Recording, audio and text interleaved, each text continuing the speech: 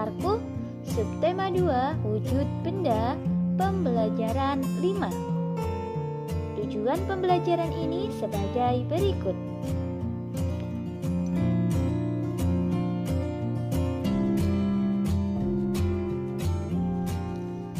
Mengenal benda gas lebih dekat. Ingatkah kamu wujud benda selain padat dan cair? Benda juga dapat berwujud gas. Benda gas ada di mana-mana. Contohnya udara yang kita hirup. Setiap hari kita menghirup udara. Udara termasuk benda gas.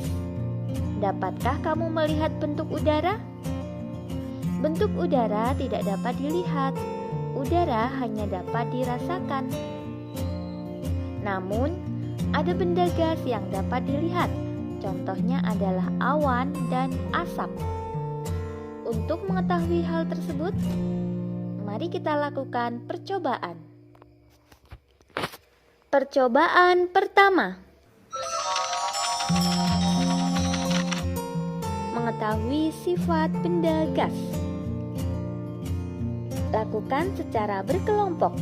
Jika kamu belajar di rumah, kamu bisa bekerja sama dengan orang tua atau saudara. Alat dan bahan yang diperlukan yaitu kantong plastik bening dan balon. Langkah-langkah percobaannya, yang pertama, tiuplah balon sampai mengembang. Ikatlah mulut balon dengan karet. Kedua, tiuplah kantong plastik sampai mengembang. Ikatlah mulut kantong plastik dengan karet. Kemudian, amatilah bentuk balon dan kantong plastik tersebut. Bagaimanakah bentuk balon dan kantong plastik tersebut? Selanjutnya, lengkapi tabel berikut. Berilah tanda centang jika sesuai dengan sifat udara yang kamu amati. Kakak contohkan, nama benda yang pertama kita mengamati udara yang kita tiupkan ke dalam kantong plastik. Bentuknya berubah sesuai dengan wadahnya apa tidak ketika kita tiupkan udara ke dalam kantong plastik? Iya ya, karena udara tersebut memenuhi ruang kantong plastik sehingga di sini betul centang ya. Bentuknya tetap walaupun wadahnya berubah. Tidak ya? Karena bentuknya selalu berubah-ubah mengikuti tempatnya. Kemudian, apakah udara dapat digenggam? Ya, tentu saja tidak. Kemudian tidak dapat digenggam. Ya. Nah, silahkan kamu lanjutkan untuk mengisi tabel tersebut. Berdasarkan percobaan tersebut dapat kita simpulkan bahwa sifat benda gas yaitu benda gas memiliki bentuk yang berubah-ubah sesuai dengan tempatnya. Kemudian, benda gas selalu memenuhi ruangan. Percobaan kedua.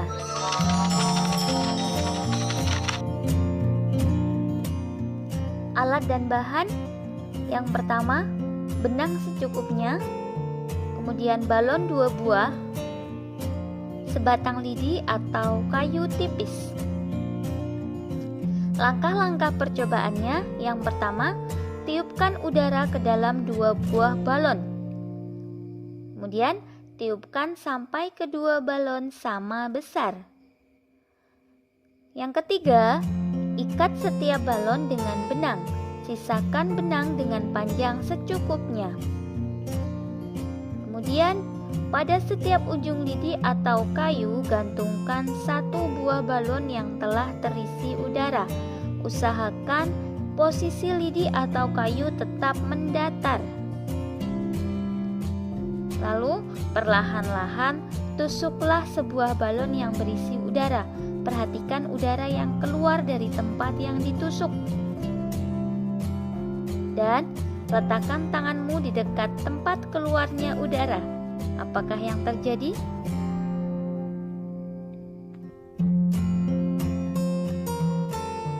Yang terjadi apabila satu balon ditusuk, maka balon akan mengempes karena udara yang ada di dalam balon keluar melalui lubang.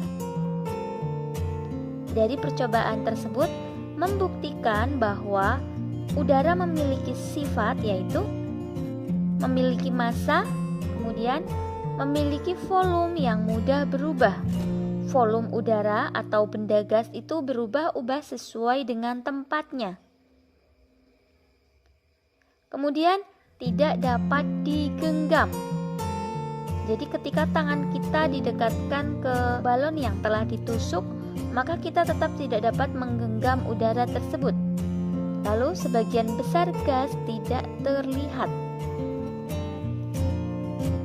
Kamu telah melakukan percobaan untuk mengetahui sifat benda gas. Apa yang kamu ketahui tentang benda gas? Tuliskan hasilnya pada kolom berikut. Perhatikan penulisan huruf besar dan juga tanda baca.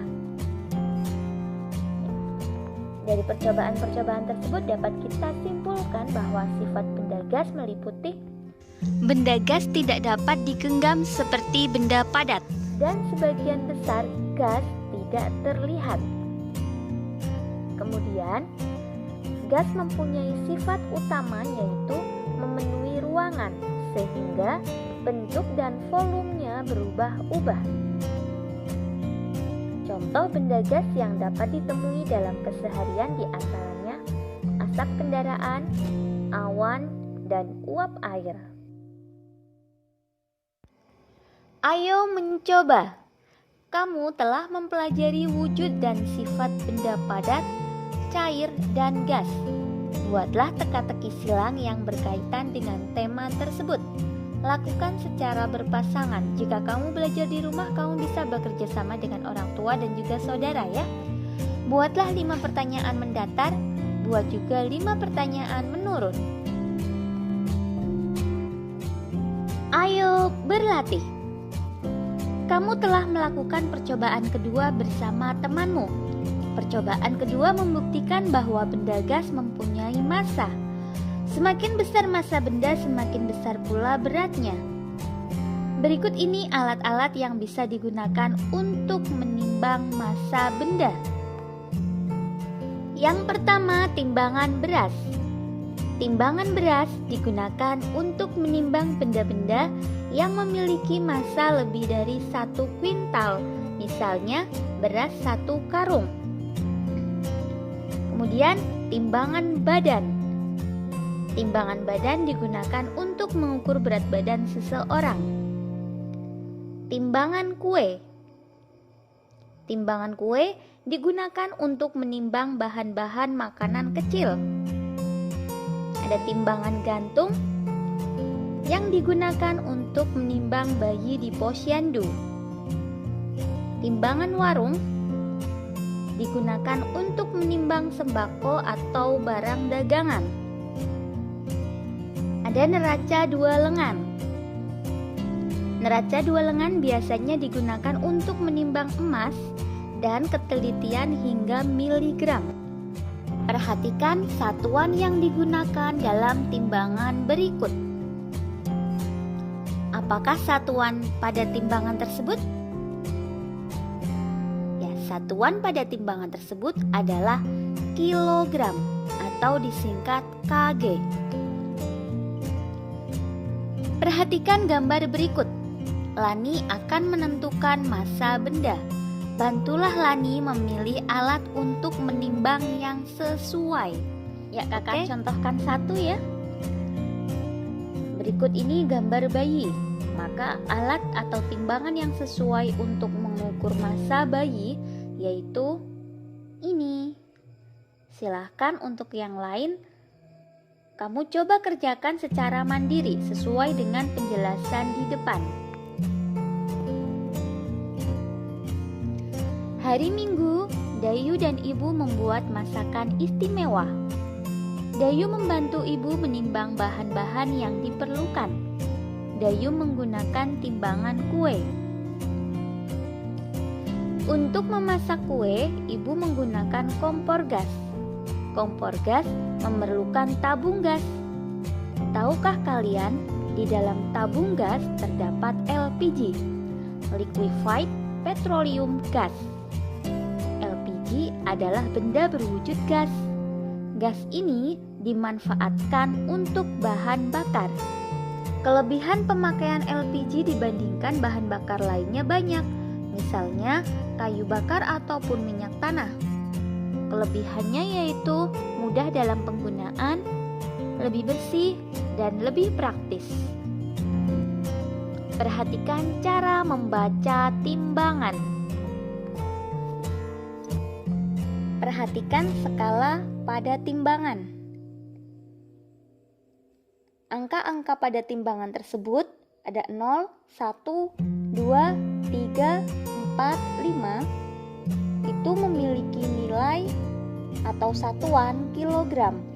Jadi jika jarum penunjuk skala menunjukkan angka 1, berarti berat benda yang ditimbang adalah 1 kg. Jika menunjukkan angka 2, maka berat benda yang ditimbang adalah 2 kg. Jika menunjukkan angka 3 adalah 3 kg dan seterusnya. Kemudian antara angka 0 ke 1, 1 ke 2, 2 ke 3, 3 ke 4, 4 ke 5, 5 ke 0 lagi, itu terdapat strip-strip kecil. Satu strip memiliki nilai 2 on atau 2 hektogram. Jadi 1 on nilainya sama dengan 1 hektogram. Perhatikan untuk gambar yang pertama.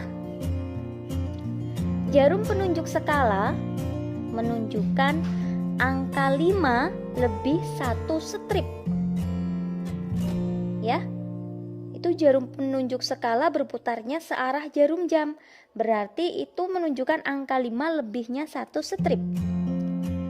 Sehingga nilai pengukurannya atau berat daging ayam yang ditimbang sesuai gambar tersebut yaitu 5 kg lebihnya 2 ons.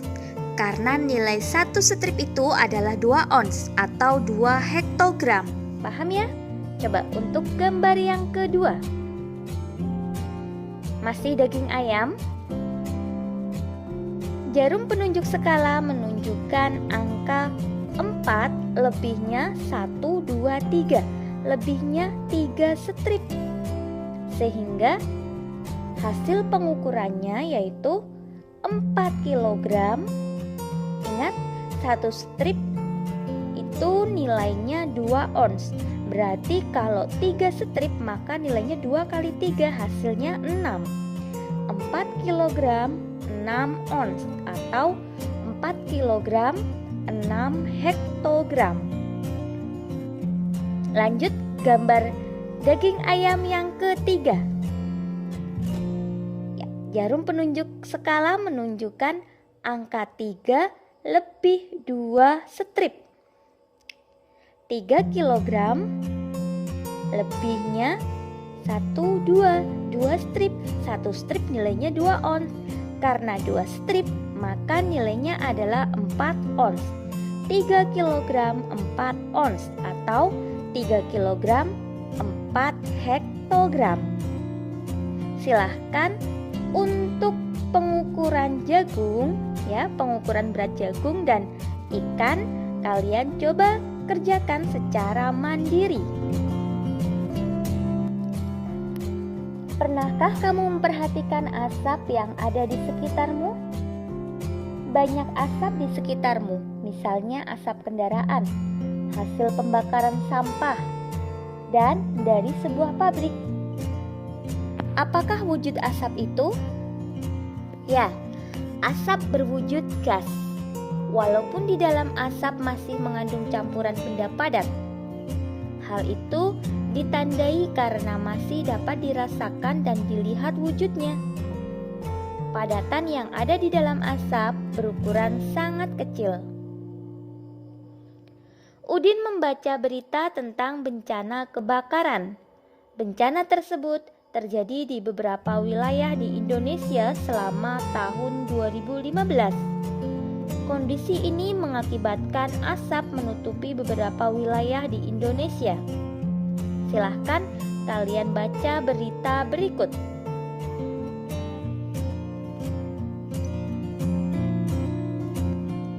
Selanjutnya, mari kita jawab pertanyaan-pertanyaan berikut.